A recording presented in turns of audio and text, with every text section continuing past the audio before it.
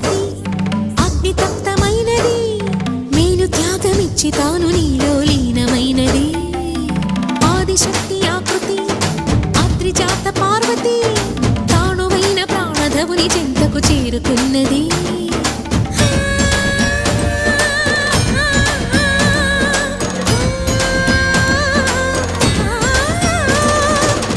భువికి తరలించేలా ధరణి దివిని తలపించేలా